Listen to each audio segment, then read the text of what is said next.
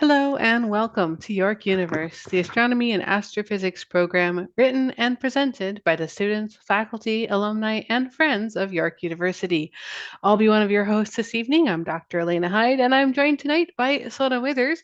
We are broadcasting live from the Allan Carswell Observatory, located at York University in Toronto, Ontario, Canada. As a reminder, York Universe broadcasts every Monday night at 9 p.m. local Toronto time or Tuesday morning at about 2 a.m. UT if that's more your speed. York Universe works in concert with our online public viewing program run by our amazing observatory team, which also, of course, runs between the hours of 9 to 10 p.m. local Toronto time. If you would like to find out more or perhaps listen to previous episodes, you can always find out everything about the observatory and all of our events by going to our website. That's yorku.ca/science/observatory. If you are by any chance somehow there and listening to this and not already on YouTube, you can always get to our broadcast by following the links to OPV online public viewing or clicking on any YouTube link to get to our YouTube channel where the live audio will come through. If you have questions or comments for our past shows, suggestions for future topics, you can always email us at observe@yorku.ca. And of course, you can connect with us on Twitter at York Observatory and York Universe, and of course, Instagram, York U Observatory, and Facebook at Allan Carswell Obs. If you'd like to make a donation, our website is that same link as before, yorku.ca/science/observatory. And in the meantime, our wonderful observatory crew is monitoring the YouTube chat for questions and posting content. We have several wonderful beautiful images up at the moment. The current weather is, well, it's Toronto in December, so it's not great. How is it where you are, Sana? Cloudy and terrible. So Yes, yeah, cloudy and terrible is probably a more accurate description. That is, it is cloudy and terrible, terribly cloudy. That does mean that we are unfortunately unable to open up the domes. The cloudy weather is too dangerous, but we have lovely pictures of galaxies and nebulae and all kinds of fabulous other stuff that was taken on a clearer night. And that's what our wonderful team is showing you now and talking to you about in the wonderful YouTube chat. So, that said, we have all kinds of great topics for today. It is December, so a lot of folks are rounding down at the moment. And of course, the winter nights being nice and long does mean that if it does clear, we have a better chance at being able to see, gosh, something. um, Sana, do you have any objects you're looking forward to? uh well, as usual, anything in Orion. Anything in Orion? Always a great Yeah, choice. yeah, just waiting for it to rise a little bit earlier. I think it's still only rising a little bit closer to what is it now, maybe 11 or something like that, which in the winter is a little late.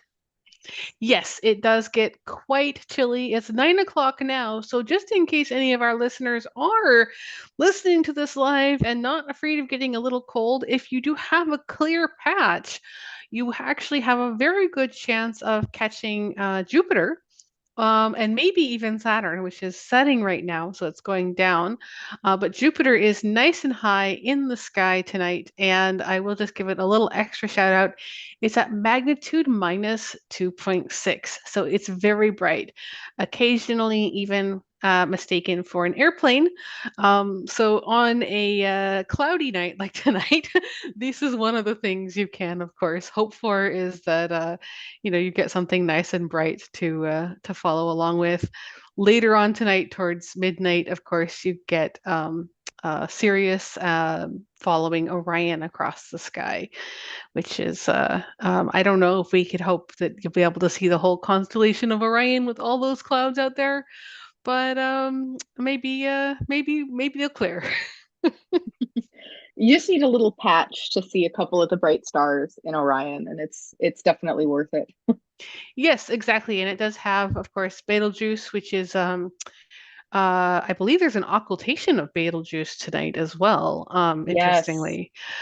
So if you really do have clear skies and a telescope, the occultation of Betelgeuse should be pretty fun. I believe there's even some online places that are trying to show live streams. I was unable to find them before this broadcast started, but maybe we'll catch it on the replay. Anyways, enough of what we can't see. Obviously, there are some things that are easier to see than others.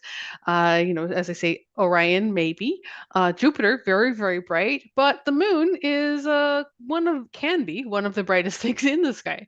So maybe Sana, you could tell us a little bit about the moon and go to our first this week in space and astronomy history. Yeah, so this week is pretty good in terms of like lunar exploration history. Starting off with December 11th, 1972, which is the anniversary of when Apollo 17 landed on the moon. Now, this was the sixth and final one of the Apollo missions that actually had humans walking on the surface of the moon. The program had originally been planned to go through Apollo 20, but there were some budget constraints and, kind of political stuff that ended up canceling Apollo 18, 19, and 20. So Apollo 17 ended up being the last time that humans have ever stepped foot on the moon. And that's even true now, about over 50 years after the anniversary of Apollo 17 landing on the moon, unfortunately. But It's we'll talk a little crazy, bit yeah. later. Yeah, that probably won't last that much longer. We'll talk about that a little bit later. Yeah, Fingers crossed, fingers yeah. crossed. Yeah, so Apollo 17 launched on December 6th, 1972, so only a couple of days before the actual landing on the moon. As with all of the Apollo missions, it had three crew members. Two of them, Eugene Cernan and Harrison Schmitt, would actually be in the lunar module landing on the surface of the moon, while the third crew member, Ronald Evans, would remain in orbit around the moon in the command module that the astronauts used to get to the moon and would then use to get back to the Earth after their mission was completed. Now, in addition to being the last of the Apollo missions, this is a pretty significant mission because it marked the first time that a scientist went to space. Harrison Schmitt was a geologist, and he was part of the original group of six scientist astronauts who had been selected in 1965. So prior to this, all of the people that went into space and went to the moon were all test pilots. The idea was that if you're going to send humans into this like really dangerous environment, they better know what they're doing and be able to get themselves home safely. And the best people to be able to do that are test pilots. They have the skills to be able to work in these stressful environments and be able to, come home successfully. But in around the Apollo era, there started to be kind of a little bit of a shift in the thinking, at least for some people, where, a big part of going to the moon is that you can do a lot of really cool science. You can learn about lunar history and geology. So it didn't really make sense to be sending a bunch of pilots and test pilots to the moon. There should also be some scientists included in this too. So this scientist astronaut program was created in 1965, but Apollo 17 didn't fly until quite a few many years later in 1972. And during that time period, Harrison Schmitt and the other scientists were undergoing a lot of training on how to be a pilot. So they learned how to fly, they learned how to operate all of the Apollo systems, and eventually were trained enough that NASA was confident in their abilities and they could be sent to the moon along with the other test pilots. So this is kind of the start of a lot of astronauts being scientists, which is very, very common now. We've even had like some medical doctors who fly in space. So that was one of the big things I think about Apollo 17 was that it was the start of scientists who started to fly in space. Now, a little bit more about the Apollo 17 mission itself. It was part of the J mission series, which were series in the Apollo program that were more geared toward scientific exploration of the moon. Also included in the J type missions are Apollo 15 and 16. So these missions specifically included a 3-day stay on the lunar surface with 3 different moonwalks or extravehicular activities. And they also included using these moon buggies or the lunar roving vehicles where the astronauts could actually drive around the surface of the moon. So this just kind of expanded how far they could go on the moon and they could kind of collect more samples instead of just having to walk everywhere and lug everything back themselves, they could just use the moon buggies. They ended up exploring an area of the moon called the Taurus Littrow Valley. This was including several different craters in this area, the Camelot crater, the Shorty crater, that had all existed in this valley on the moon. It was chosen as part of like high priority science targets that had not been visited during some of the earlier Apollo missions. And this area specifically was selected because it was believed that they could find evidence of some early volcanic activity on the moon. So they ended up finding during the Apollo era lots of evidence of volcanic activity on the moon, but they were specifically in this area wanting to target volcanic activity that happened 3 billion years ago or less than 3 billion years ago. And this ended up paying off because they actually found evidence of this activity. This happened during their second moonwalk when Harris and Schmitt stumbled upon what looked like orange soil on the moon. They collected samples of this and brought it back to the Earth for analysis. And it turns out that this orange soil that he found was these really tiny beads of volcanic glass that formed during something called a fire fountain. Fire fountains are exactly what they sound like. It sounds really insane. It's literally just a whole bunch of lava gets spewed into the sky above the moon, and then that rained back down onto the surface of the moon. This fire fountain happened around 3.5 billion years ago. After the fire fountain, there were lots of lava flows that ended up filling in areas on the moon, including covering up this orange soil that was created during the fire fountain. But around 20 million years ago, there was an impact on the moon that formed Shorty Crater, which the astronauts visited during their second moonwalk and found this orange soil that had been sort of dredged up and spewed around during that crater impact that formed the Shorty Crater. So this was definitely a good area to visit and definitely paid off because they found this great orange soil and evidence of past volcanic activity that they had been looking for on the moon. So apart from that, Apollo 17 also holds a couple of records in terms of lunar exploration, where they had the longest moonwalk recorded at 7 hours and 37 minutes. And they also traveled the furthest distance than any of the other spacewalkers or moonwalkers during their second moonwalk. So pretty significant mission. It's really interesting, all of the science and everything that happened during Apollo 17, but definitely also a little bit of a sad one because it was the last time we went to the moon.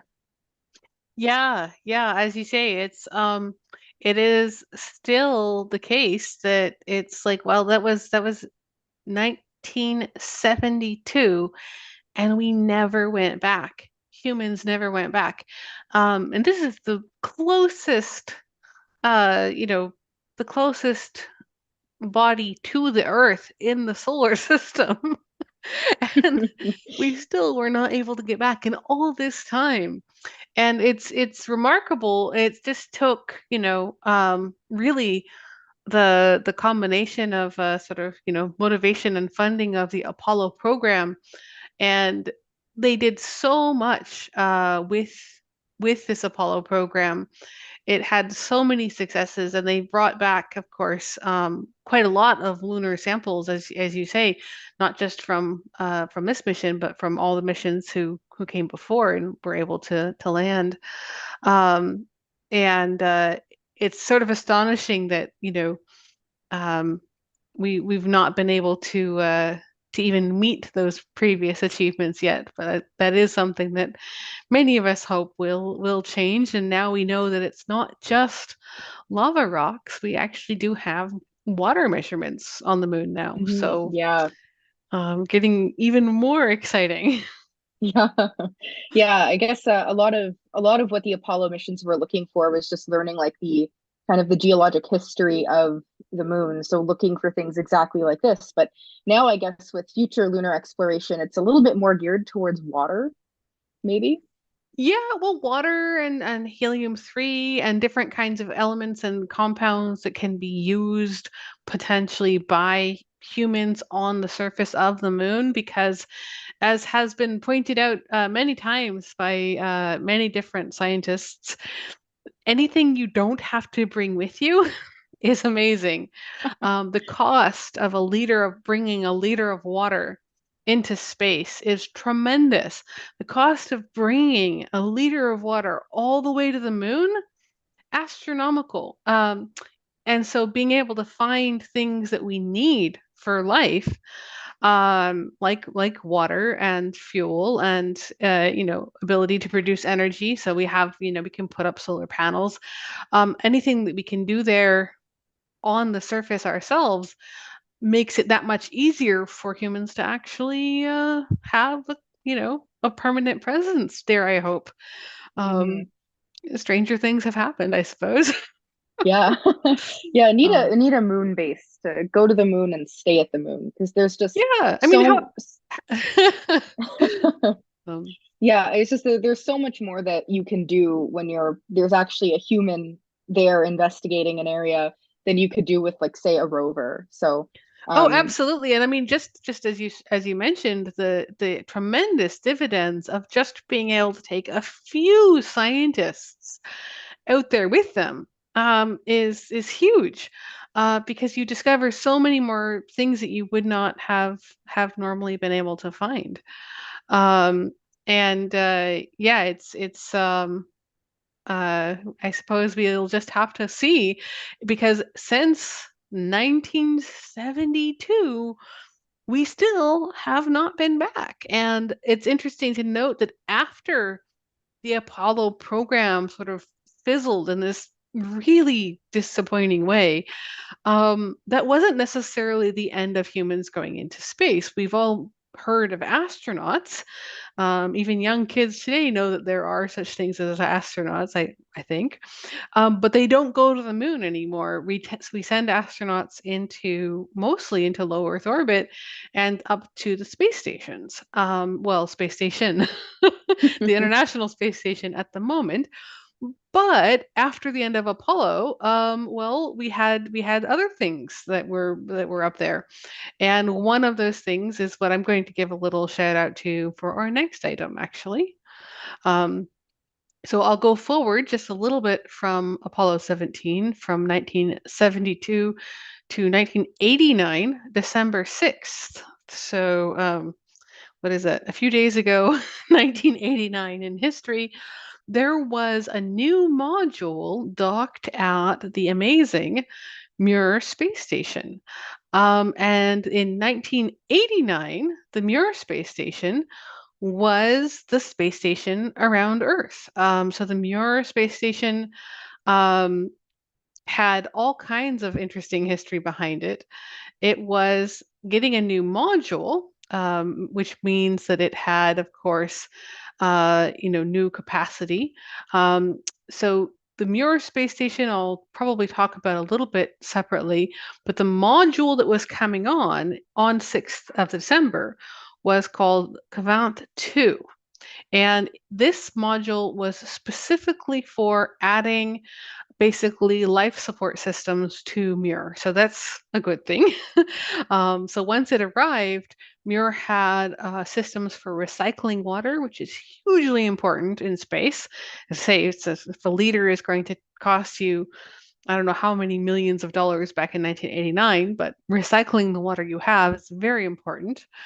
It also did oxygen generation, and it had control moment gyroscopes, which basically sort of brought new life back to the uh, into the Muir space station, I should say.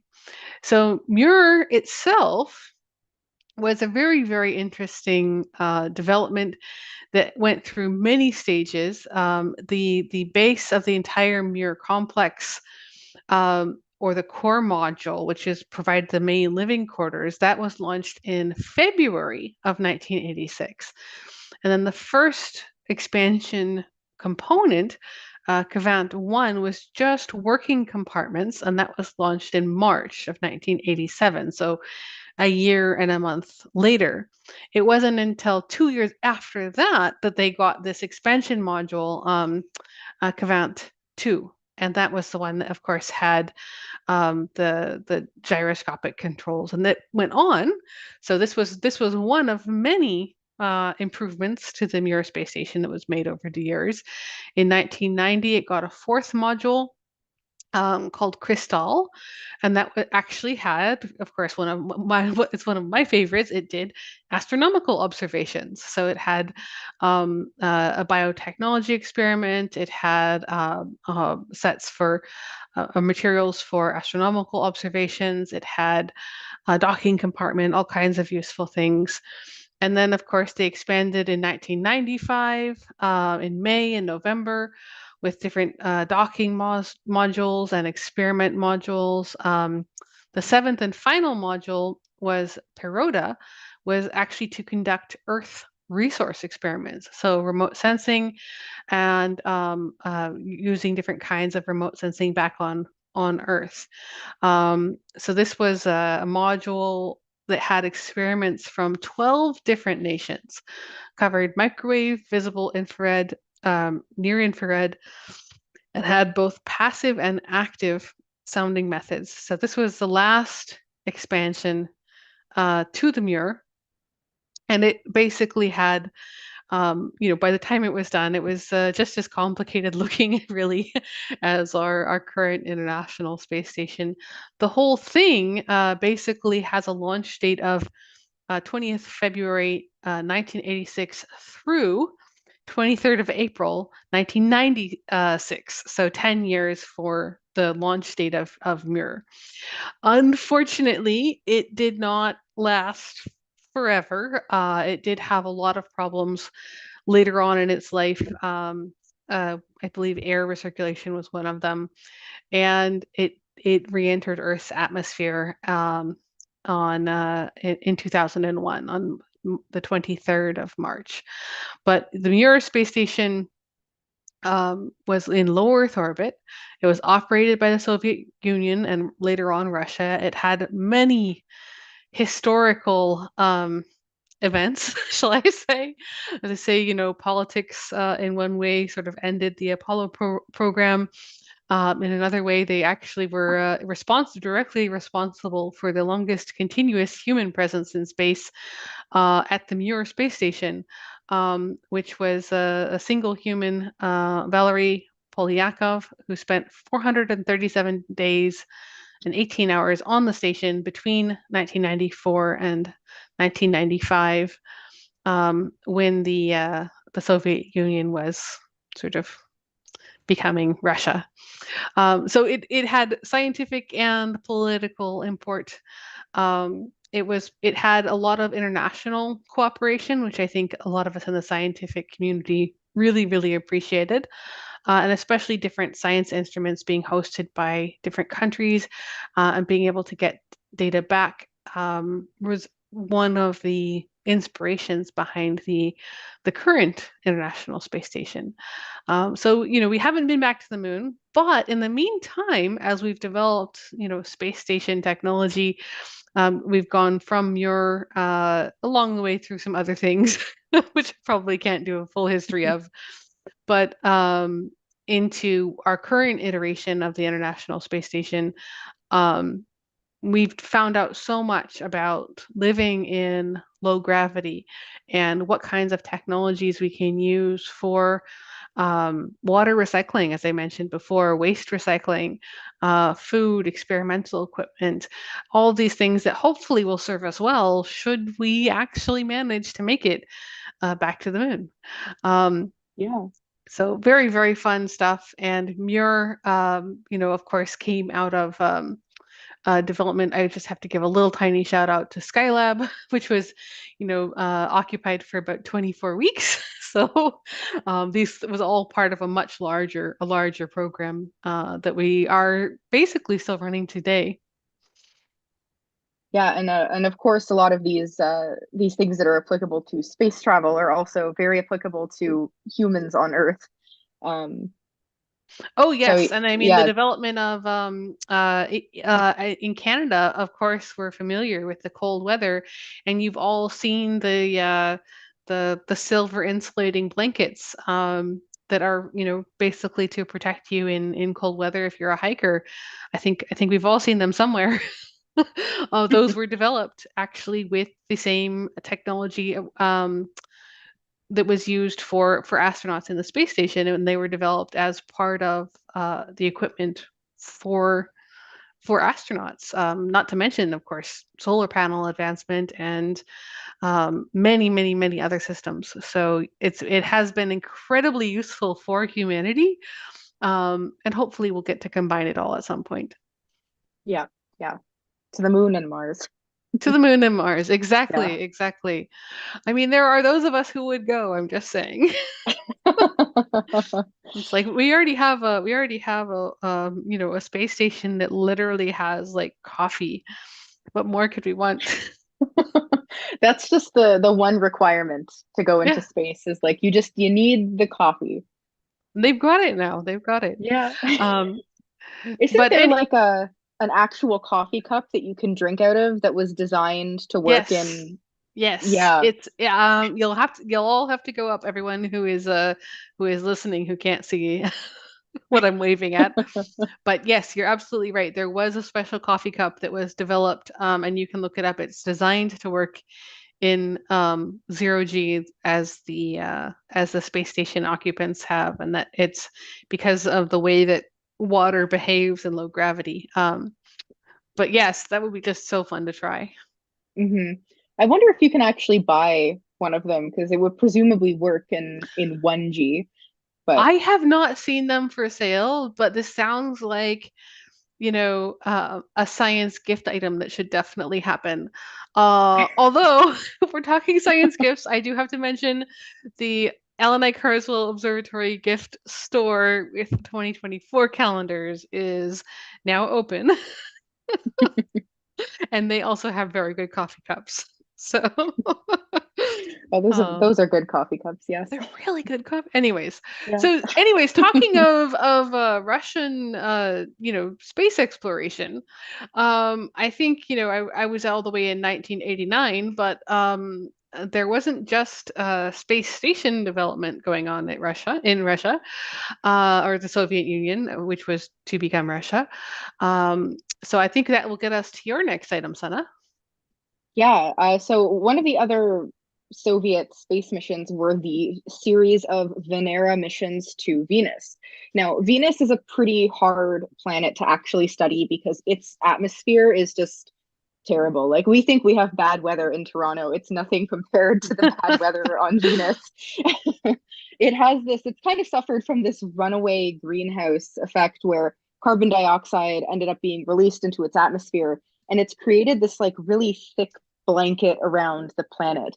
So the surface is incredibly hot, it has incredibly high pressure, is really just a very challenging environment to go to and visit. And it also means that it's hard to observe the surface, even if you're like not on the surface of Venus.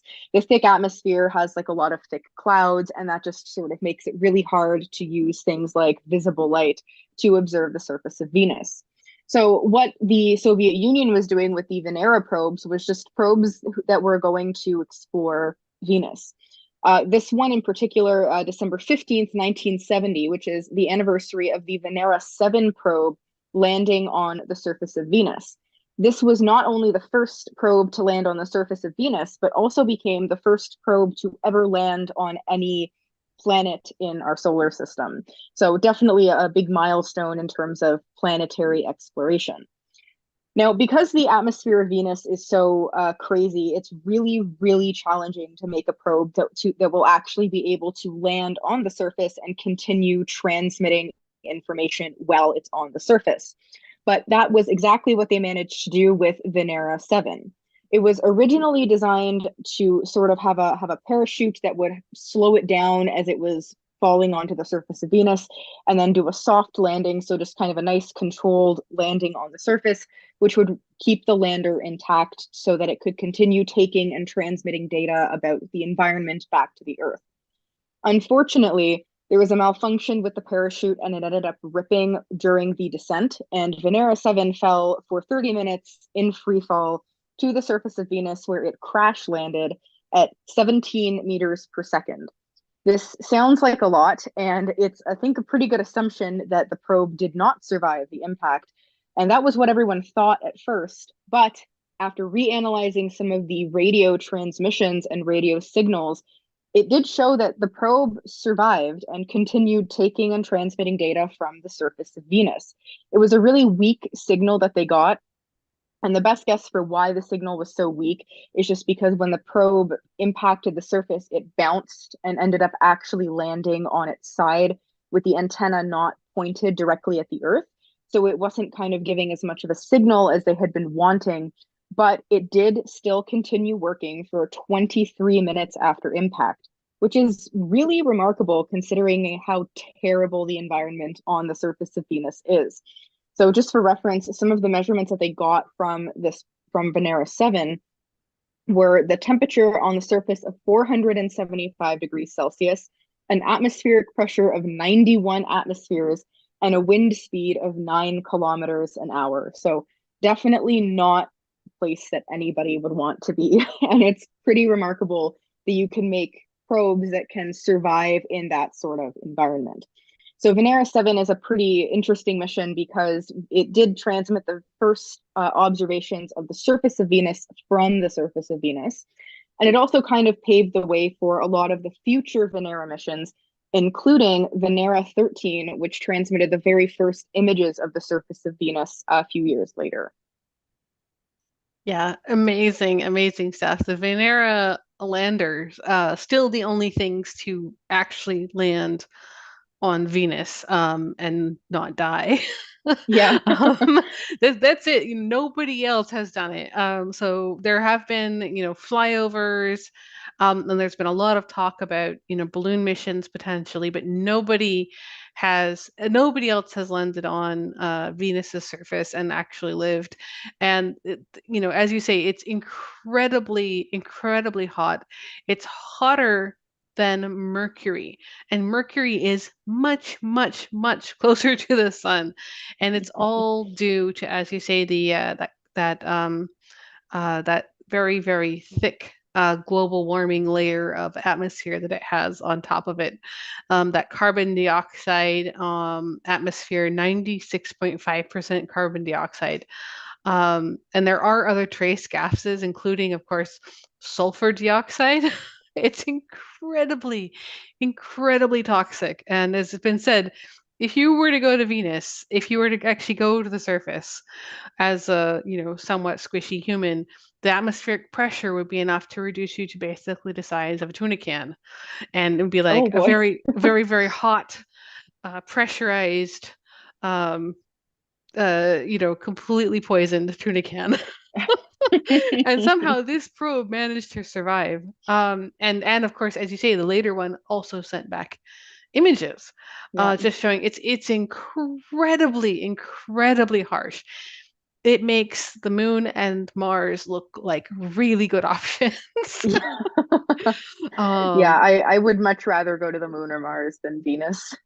oh yeah, yeah, yeah. It's the only thing worse than having no atmosphere is having too much atmosphere Yeah. because and that's the thing is it got so much atmosphere now, it would never be able to dissipate it enough to lower its own atmospheric pressure. It's sort of just trapped in this incredibly hot inferno sort of condition.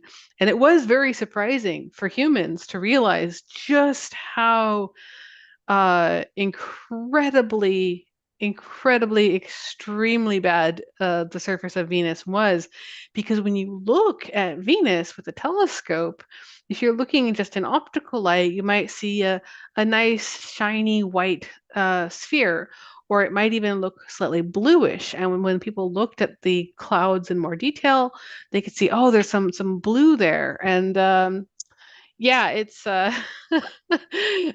actually more of a yellowy color and it's incredibly toxic. So our early science fiction imaginations of jungles on Venus, absolutely not the case. No. Um, Is definitely a very nice thing to look at through a telescope, though. yes, and it's a wonderful way to watch the phases on another planet, actually. So I'd highly recommend it to anybody with binoculars or even a small telescope. Watch the phases of Venus as they change. It's really fun. Don't go there though. No, Even if you had a blimp, it wouldn't be nice. no. Do you know if Um, there's any plans to go back well, there to have Venus? been missions proposed. The most famous proposed mission that I know of, the one that has the most scientific support, is, of course, basically high altitude balloon sorts of experiments. And the surface conditions of Venus, as we said, very inhospitable. But in the upper atmosphere of Venus, actually, you could have balloon types of crafts. And the crafts that have been proposed look an awful lot like the blimps that used to fly around in the 1920s, whenever blimps were at their height of popularity. So just kind of big balloons with little, instruments attached. If you were to go to Venus and send a human crew, obviously you would not want them to go below the clouds.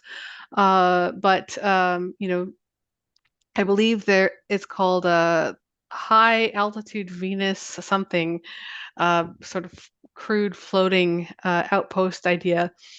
But for just an orbiter or a scientific instrument going around at a higher level of the clouds, you could do better mapping. You could look and see about what kinds of interesting structures. There's been talk of different kinds of uh, organic compounds you could look for in the clouds that might be interesting. That we made the news a couple weeks, was it Oh last yeah. year? So there's Yep. all kinds of fun things you could look for in the clouds, and I don't know that any have been actually approved for launch, unfortunately. Hmm. But yeah, balloons would be the way to go. Oh, that's interesting. I suppose I can get. So speaking of balloons, um, no, actually, so my next story for this week in space and astronomy history, I want to go back to the moon. So I'm going to get us back to the moon just last year, and this is 2023. I have to keep reminding myself it's not 2024 yet. So 11th of December, 2022, just last year, we saw Artemis 1 completed. And this kind of combines everything we've been talking about so far.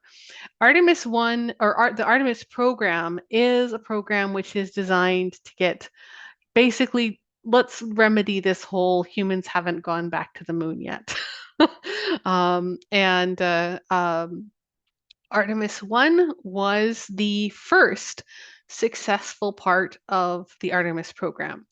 So this is organized around a new launching system. So something we haven't mentioned in this episode that we've talked about before on this program is that at the end of the Apollo era, we also kind of lost our ability to send things into space, and the in particular NASA retired their space shuttle a little later than that, obviously, but there was no sort of easy way to get things back up into orbit.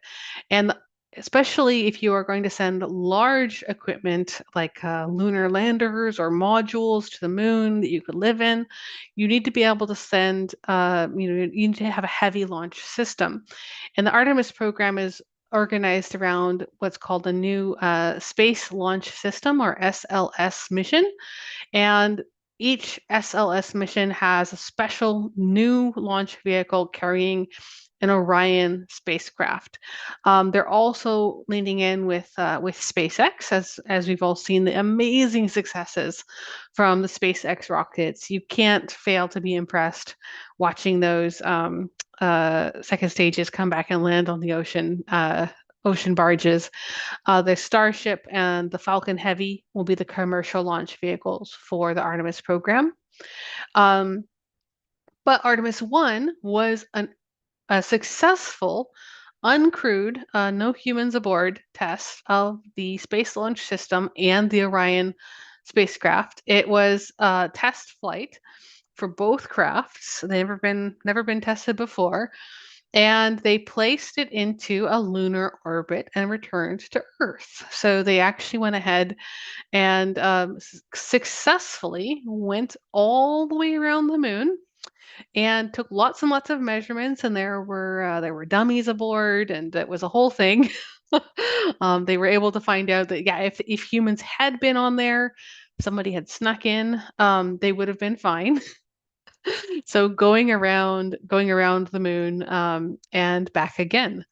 And that was the back again part, 11th December 2022, just last year. Amazing. The Orion spacecraft splashed down successfully after a uh, picture perfect mission. I mean, there were lots of delays, but once it launched, it was just beautiful. Everything went exactly as they expected, as far as I could tell. Um, and it splashed down in the Pacific Ocean west of Baja California.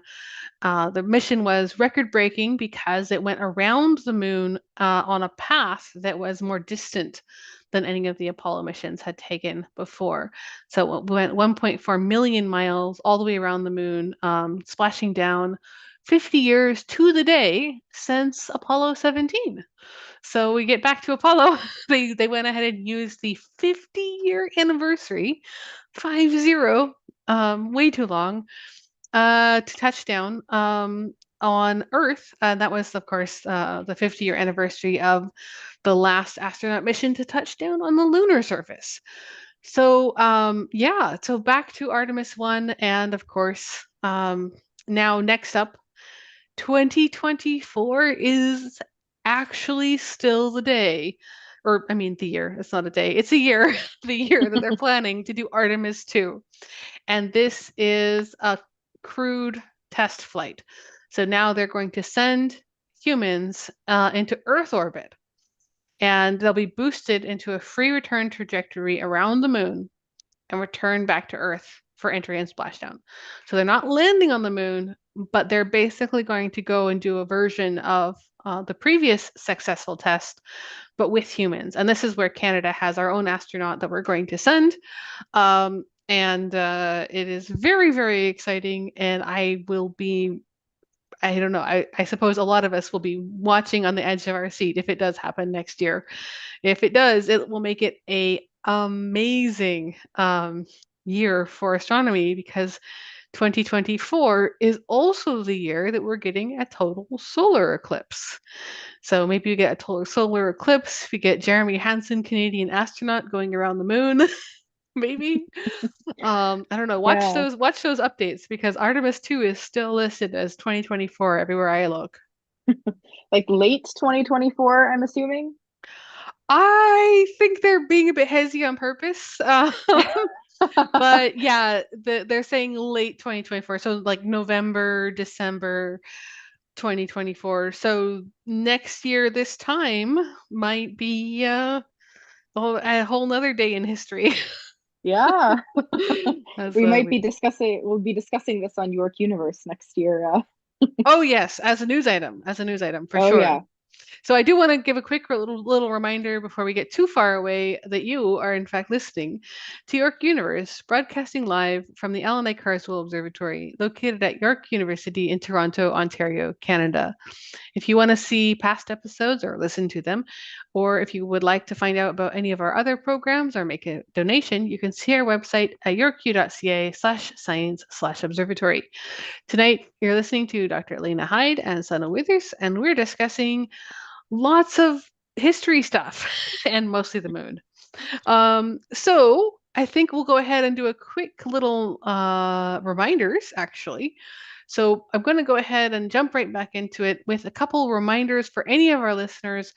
The Allan Carswell Observatory is doing our last in-person tour of 2023 on this Wednesday. So that's right. It's now December 11th. December 13th is the last in-person tour before the holiday. Then, of course, we'll have one more. We'll have one more York Universe and one more online public viewing. And then we're all off until the new year. This Wednesday, being the last in-person tour of 2023, it will also be not a bad day to see the Geminid meteor shower. The Geminid meteor shower actually peaks on Thursday, but a few of them might even be visible on the Wednesday during the tour. As I say, fingers and toes crossed. So a little bit of an extra reminder to everyone, if you do get those amazing clear skies that we keep hoping for, definitely have a look uppity this week, especially Wednesday and Thursday. The peak is predicted for December 14th, and since it's the Geminids meteor shower, you can basically watch for the Geminids all night long.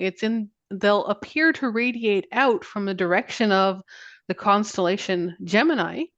And they're a little bit interesting ones as well. So the Geminids tend to be a pretty good meteor shower. They tend to have good number of shooting stars that you see in the sky. And it's actually an asteroid and not a comet that made the dust and little particles that we collide with to create the meteor shower. So comets are basically what's called dirty snowballs. Asteroids are basically rocks. So an asteroid's orbit can be more circular than a comet, but this asteroid, it was 3200 Phaethon. I might be saying that a little bit wrong, but it did leave behind enough of a debris cloud to create the Geminid meteor shower.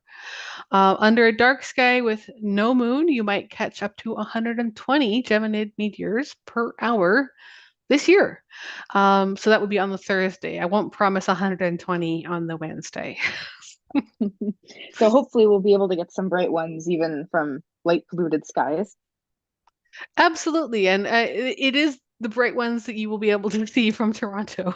If you would like to see all of them, you'll need to get to darker skies. So, one of the nice, lovely Toronto or Ontario parks that does not have a lot of those bright lights on, those are always great places to go. All right, so let's go ahead and get into the really fun stuff. We have some amazing news happening right now in astronomy. And Sana, why don't you go first? Because you've got the JWST one. Yes, another cool thing to come out of JWST is the discovery of a very dusty and massive galaxy in the early universe. So they've kind of nicknamed this galaxy ASTECC 71. I've just been saying it as Aztec 71. Not totally sure where they got that name from. Usually you can kind of figure out what their naming conventions are, but this one seems a little bit random. But anyways, this galaxy Aztec 71 exists about 900 million years after the Big Bang. This is compared to our current 13.8 billion years after the Big Bang. So this is definitely a galaxy that exists in the early universe and is one of the first galaxies that start to appear in our universe.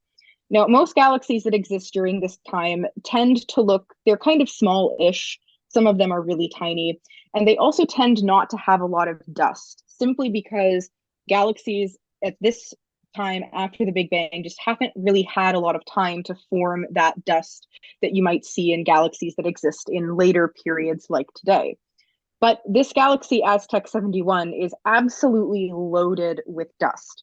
It's a star-forming galaxy, but because of all of this dust, all of the light from the star formation is getting absorbed by this dust. This is particularly light in the kind of ultraviolet and visible light wavelength range.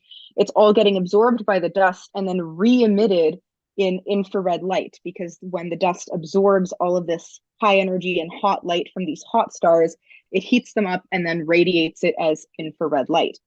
And this galaxy is also not just a normal star-forming galaxy. Even for those epochs, it is forming stars like crazy. They found a star formation rate of about 1,000 solar masses of stars per year, which is compared to the Milky Way, for example, which has only around one or two solar masses of stars per year. So this is a really, really extreme galaxy in both the amount of dust that it has and the amount of stars that it has. It's a really cool target by itself, but the discovery of this object also suggests that some models and understanding of the way that star formation and galaxy formation and even dust creation in the early universe might not be what we expect. Because there's so much dust in this galaxy, it's what's called a Hubble dark galaxy. All of this dust in the galaxy is absorbing the visible and ultraviolet light that's being emitted by these stars. So we can't see it at those wavelengths. And telescopes like the Hubble Space Telescope won't be able to see this galaxy. You need telescopes like the James Webb Space Telescope that looks at infrared light, or even some telescopes that look at radio light to be able to actually see this galaxy. And what this means is that in all of these surveys that have been done with Hubble and even some surveys with JWST, it's just really, really hard to actually find these galaxies. So whenever we're comparing simulations to observations, or trying to learn about star formation and dust formation in the early universe, we're completely missing these kinds of galaxies, which could mean that the models are not totally right, maybe not totally wrong, but there are definitely a lot of improvements that could be made. So this galaxy, it's just a single object, and we can't really do like larger studies on galaxy formation just based off of the object itself. But it's just a really good example of, what we might be missing. And it's a really good example of the crazy things that JWST can find that people weren't necessarily looking for. So this Aztec 71, I think, is a really cool new discovery from JWST. Oh, absolutely. And if folks haven't been following along with the JWST science results, I think you can be forgiven because there have been so many Mm-hmm. amazing discoveries, especially of things that we would not have ordinarily been able to see. And so the James Webb Space Telescope has been absolutely knocking it out of the park in terms of finding interesting stuff. And as you say, not just in galaxies far, far away, but also, some of you might have heard that there are some, discoveries in our own galaxy. What was just on some of the science news sites, there's a central molecular cloud region to our own Milky Way galaxy, our own very own galaxy where our solar system lives. And they were able to discover a really interesting set of properties about a particular region that's nicknamed the brick. So, not the furniture store, but an actual region in the center of our own galaxy. And it was found to have carbon monoxide ice with gas that was just like too hot. Um, and so the whole question of star formation, again, even in our own galaxy, JWST is raising questions about how we model star formation, and whether or not those models might also need to be tweaked a little bit. As you say, not obviously we understand the physics, but there's so much diversity beyond what we knew before, and that's always fun to see. Hmm. Particularly with this galaxy, is like, how exactly does it have so much dust? Like, there hasn't been enough time for this much dust to form. So, what is going on there, and how is it forming this much dust in such a short period of time? Yeah, yeah. Well, and as I was talking to some people just last week, it's the mystery that makes it really fun because if we knew how it worked, it wouldn't be a Yeah, mystery. yeah, yeah. I gotta say, the best things are things that you look at and go, what is that? And what is going Absolutely. on with that? Although I will say that to get us to our next and final news item, if the thing along the way also has a really awesome science pun, that does make it even better. So this is my favorite news item of the month, maybe even the year. This is, and I have to preface this story by saying I am an Australian in Canada, so I am allowed to make Australia puns. But this is literally a moon rover named Roover. And like, Roo is short for kangaroo, just in case anybody didn't know that. Um, in Australia, kangaroos are not called kangaroos, they are called roos. And this is going to be the Roover. And they did not make it hop, which is a little bit of an oversight. But this will be the very first lunar rover sent by Australia. So they went ahead and named it the most awesome thing ever. So this is part of a whole moon plan as early as 2026. Um, And it's part of what we've seen happening um, in lunar exploration recently, and also in Mars exploration, small, less expensive missions jumping up and doing amazing things. A lot of us were following the Chandrayaan 3 and the Pragyan rover on the moon, of course, looking at the water that we were mentioning on the moon.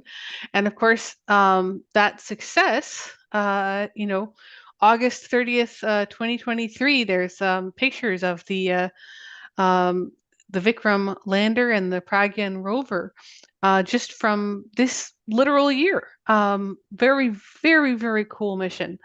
And this is, I think, another one in that kind of a flavor, but not from the Indian Space Agency, from Australia. And I do have to say that other popular names, which didn't get onto, which sort of basically got onto the short list, um, were Kulamon and Mateship, which is very Australian. So Um, this was like a public naming competition. yes, there was a vote. I'm not sure how wide the voting actually got. Um, but they did have 20,000 votes counted from the list, and Rover got 35%. So that's pretty good, I think. Yeah, that's an awesome name.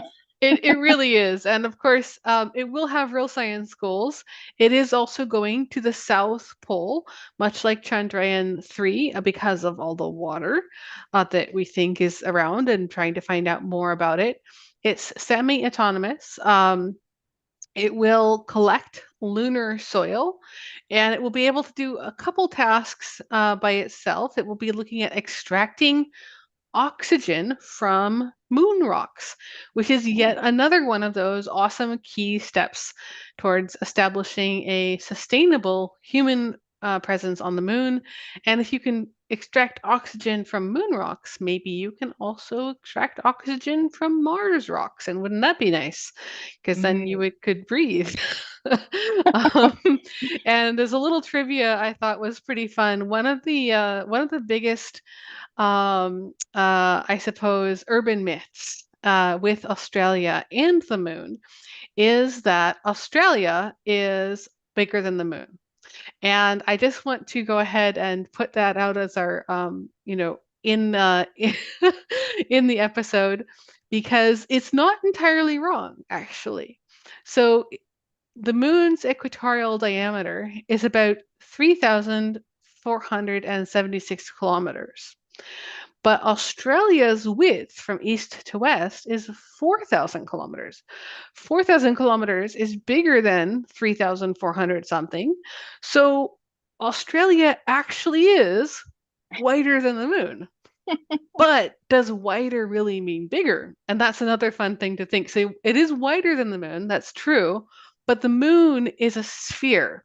And so it has much more surface area than Australia. Australia is, stuck flat to the surface of the Earth, or stuck curved to the surface of the curved Earth, I should say. And as a little bit of a extra shout out, because I'm in Canada now. If you're curious, so Canada has some very, very long distances across it. One of the most common is to go from Toronto to Vancouver, and Toronto to Vancouver is 3,354 kilometers. So 3,354, and the moon is 3,476. So you just need to go a little bit farther than from Toronto to Vancouver to be a wider across than the moon if you're Canada. So I thought that was kind of a fun one. You will often hear that the moon is bigger than or Australia is bigger than the moon, but not bigger, just wider across one dimension. And I'm pretty sure you could probably draw a longer line than Toronto to Vancouver across Canada and get a wider than the moon, but you won't get bigger because we're not a sphere ourselves. So a little bit of urban myth dispelling for Australia and the moon, and maybe Canada too. I'm not sure if it's as much of a Canadian myth. Yeah, I'd But never heard either one of them, so I guess it's not really a Canadian no, you'll hear it in Australia because Australia likes to be bigger than the moon.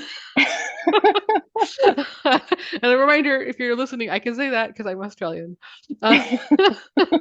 Uh, very, very fun. And of course, going to the South Pole of the moon, a little bit far away from our Apollo program, but hopefully closer to the water that we'll be able to use to maybe get people there slightly more often. myth. Really exciting, yeah. All right, everyone. I think we're going to have to wrap up here. And thank you all for listening along. You have been listening to York Universe, the astronomy and astrophysics program written and presented by the students, faculty, alumni, and friends of York University. The hosts this evening have been Sana Withers and myself, Dr. Elena Hyde. You can always connect with us on Twitter, Instagram, Facebook, and of course, our wonderful website, yorku.ca/science/observatory. Thanks for tuning in to York Universe. Clear skies and have a good night. Have a good night.